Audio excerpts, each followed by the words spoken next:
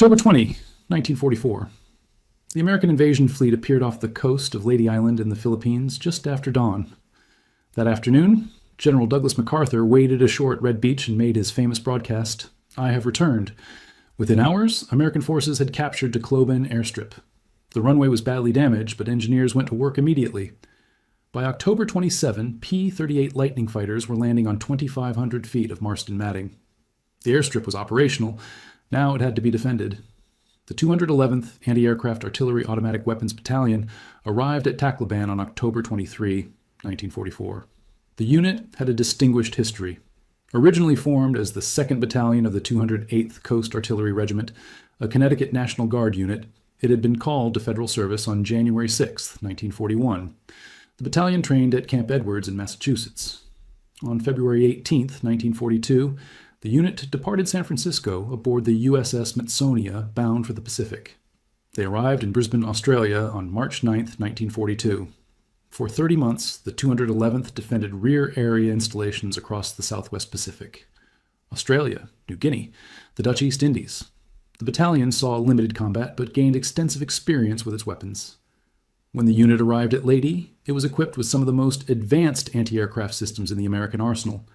M16, multiple gun motor carriages, self-propelled half-tracks mounting the Maxim M45 quad mount. The M45 was a remarkable weapon system. 4 Browning M2 HB-50 caliber heavy machine guns arranged in a square on an electrically powered turret. Each gun fed from a 200-round ammunition box mounted directly on the weapon. Total capacity, 800 rounds. The turret could traverse a full 360 degrees. It could elevate from -10 degrees to +90 degrees. Electric motors allowed smooth tracking at up to 60 degrees per second. Combined rate of fire, approximately 2,200 rounds per minute, 37 rounds every second. The system had been developed by the W.L. Maxson Corporation of New York in 1943 as an upgrade to the earlier M33 twin mount. The M45 entered production that same year. It was specifically designed to counter low-flying aircraft. German Luftwaffe fighters and Japanese attack aircraft often approached at low altitude to avoid radar detection. The M45 could track and engage these fast-moving targets with devastating effectiveness. Its high rate of fire compensated for the difficulty of hitting aircraft traveling at 300 miles per hour or more. The M16 half-track that carried the M45 was built by the White Motor Company in Cleveland, Ohio. Production began in May 1943 and continued through March 1944. Total production, 2,877 vehicles. An additional 677 were converted from earlier M13 models. The vehicle was based on the M3 personnel carrier chassis. It weighed approximately 19,800 pounds fully loaded. Top speed, 42 miles per hour on roads. Range, 175 miles. Standard crew, 3 men, driver, assistant driver, and gunner. The 211th arrived at Tacloban, expecting to defend the airstrip against Japanese air attack. That mission lasted less than 1 day. American carrier aircraft and Army Air Force fighters had established complete air superiority over Leyte. Japanese air attacks were infrequent and mostly ineffective. By October 24, conventional Japanese air raids had essentially ceased in the Tacloban sector. The Imperial Japanese forces had lost too many aircraft. They could not contest American control of the skies, so the anti-aircraft units found themselves with powerful weapon systems and no targets. The M16 half-track sat in defensive positions around the airstrip perimeter while their crews waited for enemy aircraft that never came. Meanwhile, infantry units securing the perimeter faced a different problem. Japanese soldiers were firing from concealed positions in the dense jungle surrounding the airstrip. American troops were taking casualties from an enemy they could not see and could not effectively engage. The problem was not new. It had plagued American forces throughout the Pacific War. Japanese infantry doctrine emphasized defensive fighting from prepared positions with maximum use of terrain and concealment. In jungle environments, that often meant using the vertical dimension. A soldier positioned 20 or 30 feet up in a dense tree canopy was nearly invisible. He could observe American movements, direct mortar fire, or shoot at targets of opportunity. American riflemen firing upward into thick foliage rarely hit anything. The Japanese soldier could see them, but they could not see him. The psychological impact was significant. American soldiers hesitated to move through areas where they might be observed from above. They wasted ammunition, shooting blindly into trees. They called in artillery and airstrikes on forests that might contain 1 or 2 enemy soldiers. The fear of unseen shooters in the canopy became almost as debilitating as the actual casualties. The reality was more complex than the mythology. Most Japanese soldiers in trees were not trained snipers with specialized equipment. They were infantry, using elevated positions for observation and harassing fire. A Marine Corps historical study later noted that the belief in widespread tree snipers was seldom supported by facts. Japanese riflemen were not especially equipped for sniping, nor did they usually climb trees to shoot. The practice existed, but its prevalence was greatly exaggerated by American troops. Nevertheless, the threat was real enough. Even mediocre accuracy from an unseen position could wound or kill. Even if shots missed, they forced American soldiers to take cover and slowed advances. Japanese soldiers did use trees when tactical situations demanded it. Some tied themselves to branches to prevent falling if wounded. This was not universal practice, but it occurred frequently enough to be documented in multiple after-action reports. American commanders had tried various solutions. Infantry would spray sections of forest with rifle and machine gun fire. This was largely ineffective. The Japanese were too well concealed, and foliage absorbed most bullets. Flamethrowers could clear small areas, but had limited range and required dangerous close approaches. Artillery could destroy forests, but required careful fire direction, and risked friendly casualties near the perimeter. Aircraft could strafe or bomb suspected positions, but this was expensive, and close air support was not always available. At Tacloban, in late October 1944, someone realized that the solution was already in position. The M16 half-tracks with their quad 50 mounts were sitting idle around the airstrip perimeter. They had been designed to shoot down aircraft, but there were no aircraft to shoot. The weapons could traverse, elevate, and deliver concentrated fire at any point within range. And trees, unlike aircraft, did not move.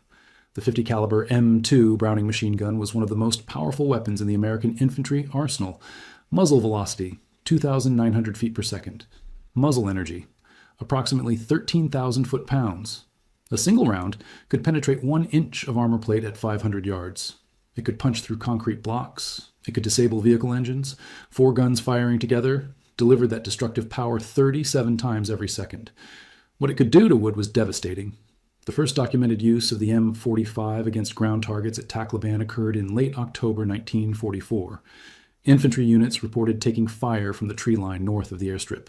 Standard countermeasures had failed. Rifle fire was ineffective against concealed positions in dense canopy. Artillery was too imprecise this close to friendly lines. Someone suggested using the anti-aircraft guns. The technique was straightforward. When infantry reported fire from a specific sector of tree line, an M16 would traverse to that bearing and fire a sustained burst. The gunner aimed at tree trunk level, roughly 20 to 40 feet above ground. All 4 50 caliber guns fired together. 5 to 10 seconds of fire delivered between 150 and 350 rounds on target.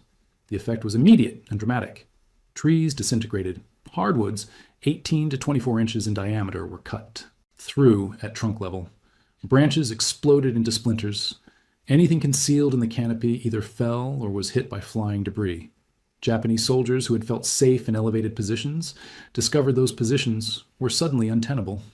American soldiers gave the M45 quad mount several nicknames. Meat chopper was most common, earned during early use against German infantry in Europe. In the Pacific, some units called it the Krautmauer, a name that transferred from the European theater. Others simply called it the Quad 50 or the Quad. But regardless of nickname, the weapon's effectiveness was undeniable. A sustained burst from 4 50 caliber machine guns firing together could destroy any cover short of reinforced concrete. The sound was distinctive, not the sharp crack of a rifle or the rapid chatter of a single machine gun, but a deep, sustained roar. Soldiers described it as sounding like heavy canvas being torn apart. The noise could be heard for miles. Japanese troops learned to recognize it. When they heard that sound, anyone in the trees nearby was about to die. The tactic spread quickly through informal channels. Infantry units working with the 211th 8th Airway Battalion at Tacloban saw the results and requested similar support when operating in forested areas. Word passed to other infantry divisions on Leyte. Those divisions asked if anti-aircraft units were available. When 8th battalions arrived to defend other positions, infantry commanders immediately requested they provide support against tree positions. Other anti-aircraft units learned about the technique and adopted it.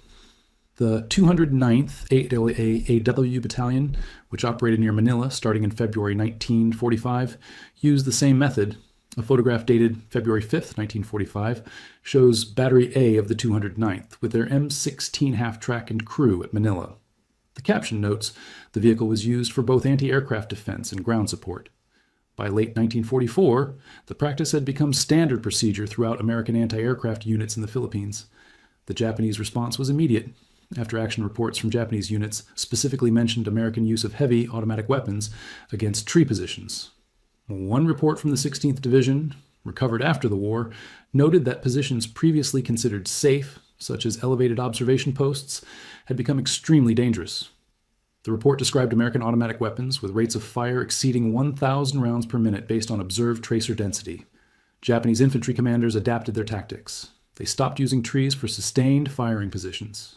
Soldiers who needed elevated observation would climb quickly, observe, then descend immediately. The practice of tying oneself to a tree to prevent falling if wounded was largely abandoned. Being tied to a tree that was being cut apart by .50 caliber fire meant certain death. The psychological impact on Japanese forces was significant. For 2 years, Japanese infantry had used jungle canopy as a defensive advantage. Now that advantage was being systematically eliminated. American forces had found a counter that was simple, effective, and terrifying. Japanese soldiers who heard the distinctive roar of quad 50s learned to avoid elevated positions entirely when that sound was nearby. American infantry appreciated the support. Soldiers who had been frustrated by unseen fire from the tree line now had an effective solution. If they took fire from elevated positions, they could request quad 50 support. The M16s were mobile enough to respond rapidly. Once in position, they could engage in seconds. The boost to American morale was substantial. Troops no longer felt helpless against tree positions. The effectiveness of the tactic was reflected in operational reports. The 211th AAA Battalion's primary mission at Tacloban remained air defense, and they excelled at it. The battalion was officially credited with 40.75 enemy aircraft destroyed and 26 probably destroyed during the Philippine campaign. This made them the top-scoring anti-aircraft unit in the Philippines. But their after-action reports also documented extensive employment against ground targets. Units operating with Quad 50 support reported fewer casualties from elevated fire than units without such support. Japanese forces attempted to adapt. Some units tried to use the Quad 50 response against American positions by waiting for the guns to fire, then maneuvering against positions that had revealed themselves. This rarely worked. The M16s were armored and could withstand rifle fire. They were mobile and could relocate after engaging. They usually had infantry support nearby. Attempting to assault an M16 position across open ground was suicidal. Other Japanese units tried to attack the M16s directly before they could engage tree positions. This also failed. The M45 could depress to minus 10 degrees and traverse 360 degrees. It was highly effective for ground defense. Any infantry attempting to assault across open ground would be caught by the same concentrated fire that destroyed trees. Multiple documented Japanese attacks on M16 positions were defeated with heavy casualties.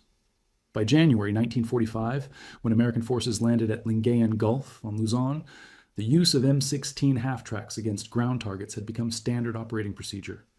Anti-aircraft battalions were routinely assigned to support infantry units clearing forested areas.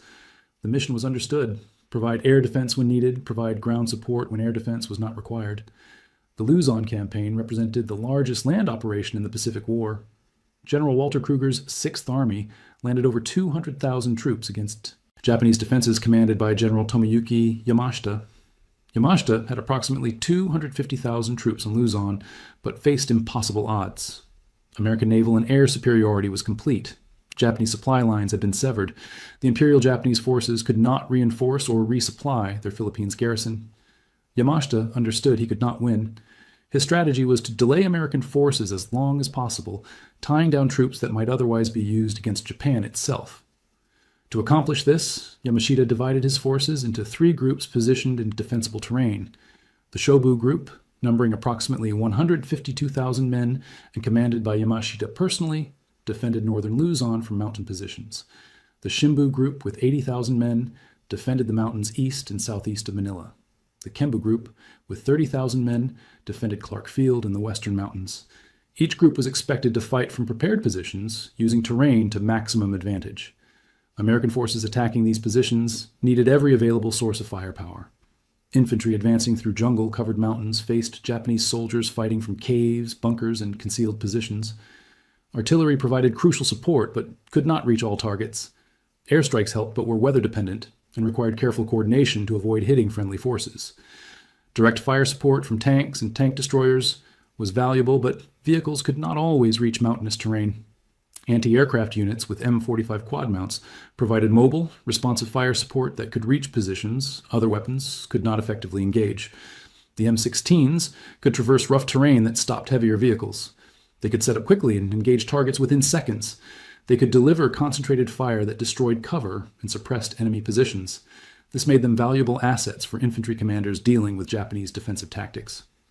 The United States Army's official history of the Philippine campaign, Triumph in the Philippines, specifically documented this tactical evolution. The history noted extensive and effective employment of anti-aircraft artillery, both 90mm guns and automatic weapons, against ground targets. This was not presented as an innovation or departure from doctrine, but as a natural adaptation of available firepower to meet battlefield requirements. The technique was particularly valuable during operations in northern Luzon. First Corps, tasked with defeating Japanese forces in the mountainous jungle terrain of the Cordillera Central, relied heavily on fire support from all available weapons. Japanese General Tomoyuki Yamashita had positioned the Shobu Group, numbering approximately 152,000 troops, in defensive positions throughout the northern mountains. His strategy was attrition, tie down American forces for as long as possible using terrain and prepared defenses. American forces attacking into these mountain positions faced Japanese soldiers fighting from caves, bunkers, and elevated positions in dense jungle. Artillery and air support helped but could not reach all positions. Infantry needed direct fire support that could destroy specific targets. Anti-aircraft units with M45s provided that support. The Quad 50s were used against cave entrances, fortified positions, tree concentrations, and any location where Japanese forces might be concealed. The tactic was not limited to the Philippines. As American forces moved toward Japan, the practice followed. On Okinawa, in April and May 1945, M16s were again used extensively for ground support. The terrain on Okinawa was more open than the Philippine jungles, making tree positions less relevant. But the basic principle remained. Concentrated .50 caliber fire could destroy cover and eliminate concealed enemy positions. The M45 continued in this dual role for the remainder of the war. Air defense remained its primary mission. When the Luftwaffe launched Operation Bodenplatte on January 1, 1945, a massive attack on Allied airfields in France and the Low Countries, American anti-aircraft units, including those with M45s, engaged enemy aircraft with considerable success. At the Rhine crossing in March 1945, anti-aircraft artillery shot down approximately 30% of attacking German aircraft. The weapon proved its value in its designed role, but the ground support mission had become equally important. In both the European and Pacific theaters, M45s spent as much or more time engaging ground targets as air targets. This reflected the shifting nature of the air war. By early 1945, both Germany and Japan had lost the ability to conduct sustained air operations. Allied air superiority was nearly complete. Anti-aircraft weapons remained necessary to deter and destroy the occasional attack, but opportunities for air-to-air engagement were increasingly rare. The American military establishment eventually acknowledged this tactical evolution formally.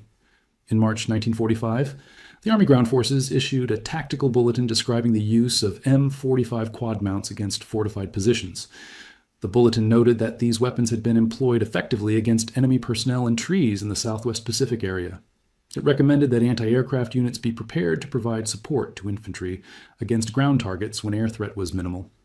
This represented official recognition of what had been common practice for months. The bulletin did not specify where the tactic originated or who had developed it. It presented the information as general guidance based on field experience. This was typical of military documentation. Innovations developed by soldiers in combat were rarely attributed to specific individuals or units.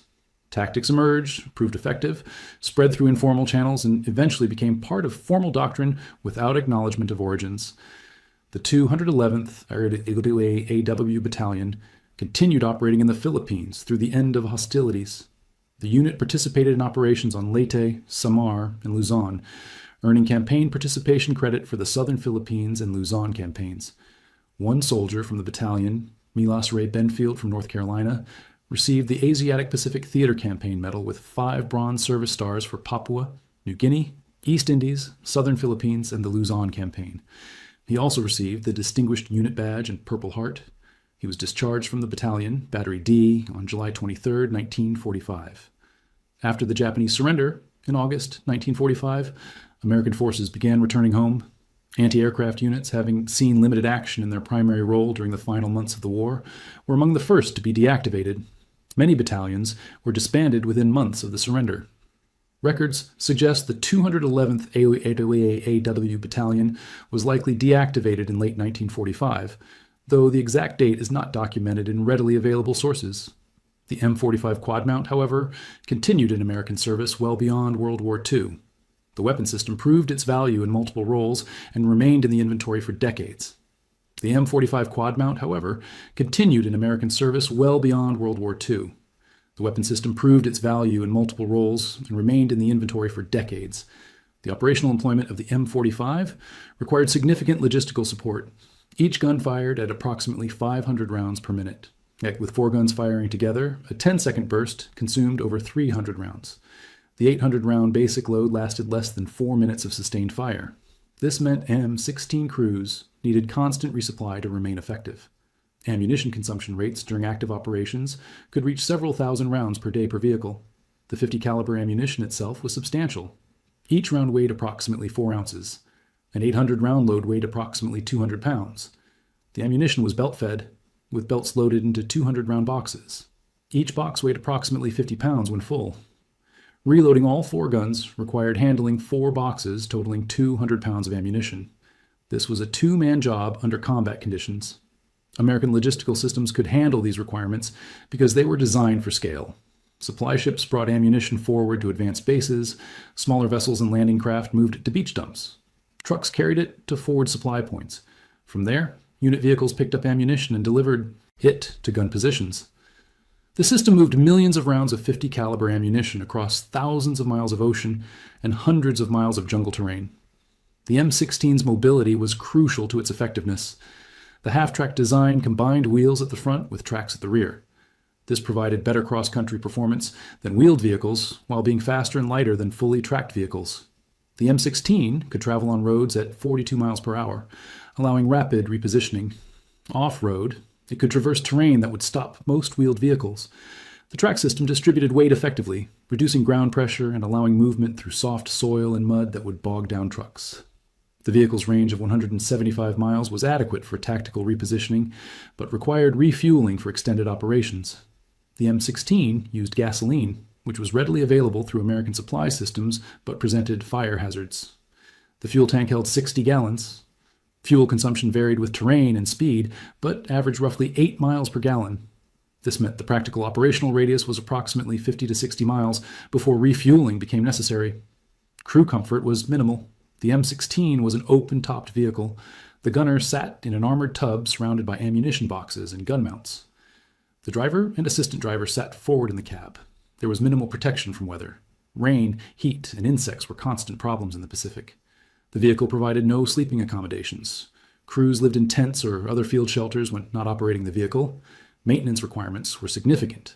The M2 Browning machine gun was reliable but required regular cleaning and inspection. The 50 caliber cartridge generated substantial heat and pressure. Carbon buildup in the barrel and gas system required daily cleaning. The electric motors that powered traverse and elevation required periodic inspection and lubrication. The half-track suspension, particularly the track system, required frequent maintenance. Track tension had to be adjusted regularly. Road wheels and bogies needed lubrication. The engine required oil changes every few hundred miles. Crew training took several weeks. Gunners needed to learn traverse and elevation controls, rate of fire management, barrel changing procedures, and ammunition loading. Drivers needed to learn both wheeled and tracked vehicle operation. Assistant drivers learned vehicle maintenance, radio operation, and served as loaders during firing. The 3-man crew had to function as a team under combat conditions. This required practice and coordination. During the Korean War, the M45 saw extensive combat. The weapon had been designed for a different kind of warfare, one dominated by propeller-driven aircraft, flying at modest speeds and altitudes. By 1950, jet aircraft had changed the SEAL, nature of air combat. The North Korean and Chinese air forces operated Soviet-built MiG-15 fighters capable of speeds exceeding 600 miles per hour at high altitude. The M45 was essentially useless against such targets. But the Korean War quickly became a ground war. Chinese and North Korean infantry attacks came in mass waves, often at night. They used terrain and concealment expertly. American forces needed weapons that could deliver massive firepower quickly against ground targets. The M45 excelled at this mission. M16s and M55 trailer-mounted versions were deployed throughout Korea for base defense and convoy escort. They proved highly effective against infantry assaults. In 1954, recognizing the changing nature of the threat, the Army converted approximately 700 M16 half-tracks to the M16A2 configuration. This involved adding or modifying armor protection and ensuring the vehicles could mount the latest M45F model turret. The conversion indicated the Army's intent to keep the system in service despite its obsolescence as an anti-aircraft weapon. The M45's final major combat deployment came in Vietnam. By the 1960s, the weapon was completely obsolete for air defense. Modern jet aircraft flew too fast and too high for manually aimed 50 caliber machine guns to engage effectively. But Vietnam, like Korea, was primarily a ground war. The Viet Cong and North Vietnamese Army used ambush and infiltration tactics. American forces needed weapons for convoy security and base defense. M45 turrets were mounted on M35 2.5-ton trucks and M54 5-ton trucks, creating improvised gun trucks. These vehicles provided firepower for convoy escort along vulnerable roads. When convoys were ambushed, the Quad 50s could deliver suppressive fire that overwhelmed attackers. Several documented instances showed single-gun trucks defeating company-sized ambushes through sheer volume of fire. The M45 remained in American military service until the 1970s, when it was finally replaced by more modern systems. The weapon had been designed in 1943 for a specific threat, low-flying propeller aircraft. By the 1970s, that threat no longer existed. Surface-to-air missiles and radar-directed guns had made the manually aimed machine gun obsolete for air defense. But the M45 had proven remarkably adaptable. A weapon system designed for one purpose had found utility in multiple roles across 3 different wars. The total number of M45 systems produced is uncertain. The Maxim Corporation and its licensees manufactured thousands of units during World War II. White Motor Company built 2,877 M16 half-tracks. Additional systems were produced as trailer-mounted M55 units. Some sources estimate total production at approximately 10,000 M45 turrets, though this figure is difficult to verify from available records. The weapon was exported to multiple countries through Lend-Lease and post-war military assistance programs. The Soviet Union received some M17 half-tracks, which were M45s, mounted on M5 chassis. The French Army used M45s extensively in Indochina and Algeria, mounting them on trucks for convoy security. The Israeli Defense Forces modified the M45 design, replacing the 450 caliber machine guns with 2 20mm Hispano-Suiza HS 404 cannons. This version, designated TCM-20, served through the 1980s. The tactical innovation of using the M45 against ground targets, particularly against tree positions, was never formally credited to any individual or unit. The practice emerged organically across multiple theaters in response to battlefield conditions. In Europe, American units used Quad 50s against German infantry during the Battle of the Bulge and subsequent operations. In the Pacific, units used them against Japanese positions in trees and fortifications. The technique spread through informal communication between units and eventually became part of standard doctrine without official acknowledgement of origins. This pattern is typical of military innovation during wartime. Soldiers face problems, find solutions using available tools, share those solutions through informal networks, and effective practices spread. Official doctrine eventually catches up, codifying what has already become common practice. The individual or unit that first applied a technique is often forgotten or never recorded. The innovation becomes part of the collective knowledge base without attribution. The M45 quad mount earned its place in military history through effectiveness rather than technological sophistication. It was not an advanced weapon system. 4 machine guns on a powered mount was conceptually simple. The individual M2 Browning machine gun, designed by John Browning in the years following World War I, was itself a relatively mature technology by World War II.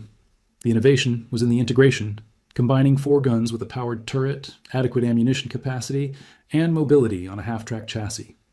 What made the system valuable was its versatility.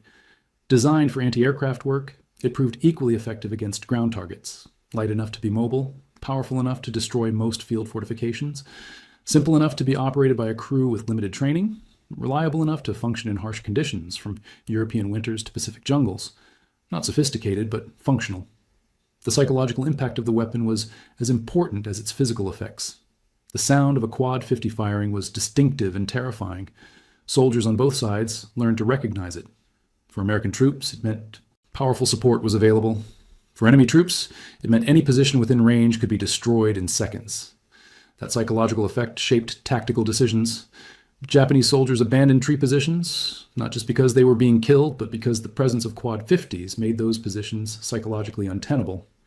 The broader question, raised by the M45 story, is how innovation actually occurs in military organizations. The standard narrative suggests innovation comes from research and development laboratories, from engineering studies and formal testing programs. New technologies are invented, refined, tested, and then deployed to troops who employ them according to official doctrine. This top-down model describes some innovations but misses many others. The use of anti-aircraft guns against ground targets was not invented by engineers or prescribed by doctrine. It emerged from practical necessity. Units had weapons capable of engaging ground targets. Those targets needed to be engaged. The weapons were used. The practice spread because it worked, not because it was officially approved. Doctrine eventually acknowledged what troops had been doing for months. This bottom-up innovation is common in warfare but rarely documented. After-action reports mention using anti-aircraft weapons against ground targets, but do not usually explain how the practice started or who first applied it. Official histories note that it happened, but treat it as an obvious adaptation rather than a significant innovation. The individuals involved are not named because there are too many of them spread across too many units. The result is that military history tends to emphasize technological innovation, the development of new weapons and systems, while underemphasizing tactical innovation, the creative use of existing systems in new ways. Both types of innovation matter. The development of radar and proximity fuses were crucial technological advances, but so was the recognition that anti-aircraft guns could cut down trees. The M45 quad-mount story illustrates another aspect of military effectiveness, the importance of multi-role capability. Systems designed for one purpose that can effectively perform other missions provide operational flexibility. A unit equipped only with specialized anti-aircraft weapons would have been marginally useful once air superiority was established. A unit equipped with weapons that could engage both air and ground targets remained valuable throughout the campaign. This flexibility meant anti-aircraft units continued to contribute to mission success, even when their primary mission rarely materialized. Modern military planners recognize this principle. Contemporary weapon systems are increasingly designed for multiple roles from the outset. Fighter aircraft are expected to perform both air-to-air and air-to-ground missions. Armored vehicles are equipped to engage both ground targets and aircraft. Naval vessels carry weapons effective against surface ships, aircraft, and land targets. The M45 was not designed with this flexibility in mind, but demonstrated its value accidentally. The veterans of the 211th AAW Battalion, who served at Tacloban, returned to the United States after the war and resumed civilian lives. Most did not talk extensively about their service. For many veterans, the war was something to be remembered but not dwelt upon. They had done their duty, survived, and come home. That was enough. One veteran, Harry Funk, served as a corporal on a Quad 50 with the battalion. According to family testimony, he was highly decorated, receiving a Silver Star, 2 Bronze Stars, and 2 Purple Hearts. His military records were destroyed in the 1973 fire at the National Personnel Records Center in St. Louis, which eliminated approximately 80% of Army personnel records from World War II. This makes it impossible to independently verify many details of individual service. What is documented is that Funk served with the 211th at Leyte, operated a quad mount, and survived the war. The broader historical record of the 211th is clear. The battalion served with distinction throughout the Pacific War. Their 40.75 confirmed aircraft destroyed, and 26 probables made them the top scoring anti-aircraft unit in the Philippine campaign. They provided both air defense and ground support to infantry operations across multiple islands. They adapted their tactics and weapons to meet battlefield requirements. They contributed to American victory in the Pacific. Individual stories are harder to document. Military records focus on units and operations, not on specific soldiers, unless those soldiers achieved notable distinction or commanded significant forces. The soldier who first decided to fire a Quad 50 at a tree is not recorded. The officer who first authorized such use is not named. The specific date when the practice began is not documented with precision. We know it happened at Tacloban in late October 1944. We know it spread rapidly. We know it became standard practice. But the human details are lost. This is the nature of military history. We can document what happened to units, operations, campaigns. We can verify statistics about aircraft destroyed, positions taken, casualties suffered. We can track the movement of divisions and the outcomes of battles. But the individual experiences of ordinary soldiers, The specific moments when someone made a decision that changed how warfare was conducted, those details often disappear. They were not considered important enough to record at the time. Years later, they cannot be reconstructed. What we can say with certainty is that American forces in the Philippines in late 1944 faced a tactical problem. Japanese soldiers were using elevated positions in trees to observe and harass American units. Standard countermeasures were ineffective. Someone recognized that anti-aircraft weapons could solve this problem. The practice was tried, proved effective, and spread. Within weeks, it had become standard procedure. Within months, it was part of formal doctrine. By the end of the war, it was considered an obvious application of available firepower. That process, the recognition of a problem, the identification of a solution using existing tools, the rapid spread of an effective practice, and its eventual codification as doctrine, represents how military organizations adapt to battlefield conditions, not through formal innovation programs or top-down directives, but through the accumulated experience of soldiers finding ways to accomplish their missions with the resources available. The M45 quad mount was not a war-winning weapon. No single weapon system wins wars. Wars are won through the combined effects of industrial capacity, strategic planning, tactical execution, logistics, training, morale, and leadership. The M45 was one small piece of a much larger effort, but it was an effective piece. It performed its design mission well and adapted to missions its designers had not anticipated. The weapon's legacy is visible in modern military thinking about firepower and flexibility.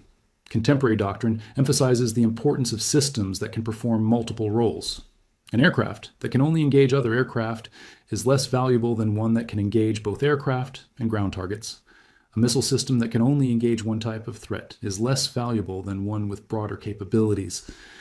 The M45 demonstrated this principle decades before it became formal doctrine.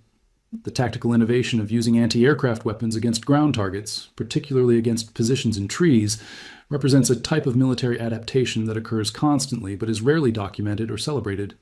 It lacks the drama of technological breakthrough. There was no eureka moment, no brilliant inventor, no dramatic test that proved the concept. There was only the gradual recognition among multiple units that a weapon designed for one purpose could be effectively employed for another. This kind of innovation is essential to military effectiveness, but difficult to study or replicate.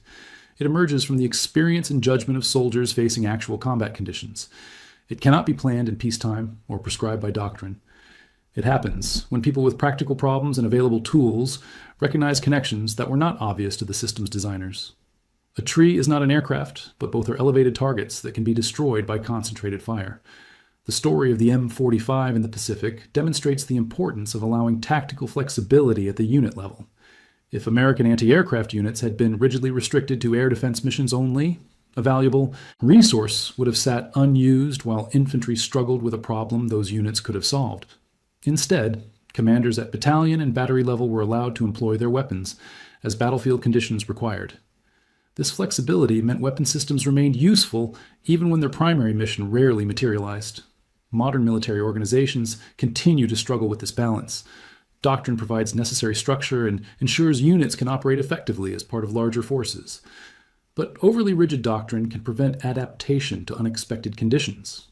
The ideal is doctrine flexible enough to accommodate innovation, while structured enough to maintain coordination and effectiveness. The World War II American military, despite its reputation for logistical and industrial strength, was also remarkably flexible in tactical employment. Units adapted weapons and tactics to meet local conditions without waiting for official approval. The human cost of warfare is reflected in stories like the M45 quad mount. The weapon existed because aircraft were killing soldiers and needed to be shot down. The tactic of using it against ground targets emerged because soldiers were being killed from positions standard weapons could not effectively engage. Every technical discussion of muzzle velocity and rate of fire exists in the context of people trying to kill each other. The dry language of military documentation, the statistics about aircraft destroyed and targets engaged, represents individual acts of violence and individual human deaths. The American soldiers who operated Quad 50s at Tacloban and throughout the Pacific were mostly young men in their early 20s. Many had been civilians just months or years earlier. They were taught to operate complex weapon systems, sent to the other side of the world and expected to fight an enemy they had never seen in environments completely foreign to their experience. Most performed their duties competently. Some performed exceptionally. They adapted to circumstances, solved problems with available resources, and contributed to eventual victory. The Japanese soldiers they fought were equally young, equally far from home, equally committed to their mission. The asymmetry of firepower was profound. American forces had access to industrial production that Japan could not match. They had logistical systems that kept them supplied even in remote jungle locations. They had weapons like the M45 that delivered concentrated firepower Japanese forces could not counter. But individual Japanese soldiers were often highly motivated, well-trained, and tactically skilled within the constraints of their situation. The use of quad 50s against tree positions changed the tactical balance in jungle fighting, but did not eliminate Japanese resistance. Japanese forces continued to fight effectively throughout the Philippines campaign using tactics that emphasized terrain, concealment, and defensive preparation. American victory came through sustained pressure across multiple dimensions: firepower, mobility, logistics, air superiority, and naval support. The M45 was one tool among many. After the war, most American veterans returned home and resumed civilian lives. The weapons they had used were either scrapped or stored for potential future use. The M45 went into storage along with thousands of other weapon systems. When the Korean War began in 1950, these weapons were pulled out of storage, refurbished, and sent back into combat. The same thing happened during Vietnam. A weapon designed in 1943 was still in combat in 1970. This longevity reflects both the quality of the basic design and the continued relevance of the mission. Infantry needed fire support. Convoys needed protection. Bases needed defense against ground attack. The M45 could provide all of these. The fact that it was obsolete for air defense did not matter as long as it remained effective for ground support. Eventually, changing technology and changing threats made the weapon completely obsolete. By the 1970s, the M45 offered no capabilities that could not be provided more effectively by other systems. It was heavy, required significant crew training, consumed ammunition at high rates, and lacked the precision of modern weapons. It was replaced and disappeared from active service. Most surviving examples are now in museums or private collections, artifacts of a different era of warfare. The 211th AEA AW Battalion's history represents thousands of similar units that served during World War II. Most were not famous. Most did not achieve unique distinctions. They performed their assigned missions, adapted to circumstances, contributed to larger operations, and went home when the war ended. Their collective effort made victory possible, but their individual stories are mostly forgotten. This is not unique to the 211th or to World War II. Most military service is like this: long periods of routine duty punctuated by brief periods of intense activity. Contributions to large operations where individual efforts are impossible to isolate. Adaptation to circumstances that generates tactical innovations too small to merit formal recognition, but collectively important to effectiveness. The accumulated weight of thousands of small innovations, millions of routine tasks performed competently, and the sustained effort of millions of individuals across years of conflict. The M45 quad-mount story, the use of anti-aircraft weapons to cut down trees containing enemy soldiers, is one of countless similar stories. A practical problem, a creative solution, rapid adoption, eventual codification. It mattered to the soldiers who benefited from the support and the soldiers who operated the weapons. It contributed to tactical success in specific battles and campaigns. But it was not decisive. No single tactic is decisive. Victory comes from the accumulation of many small advantages and the sustained pressure those advantages enable.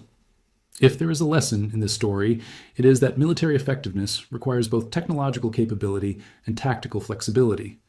The most advanced weapons are useless if employed rigidly according to doctrine that does not match battlefield realities.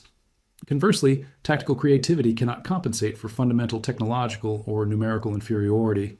The combination of adequate weapons, flexible employment, and competent soldiers creates effective military forces.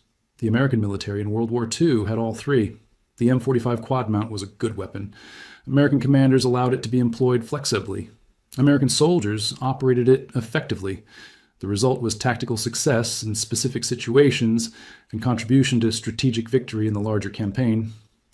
The legacy of the M45 is not dramatic. It represents competent engineering, practical adaptation, and effective employment.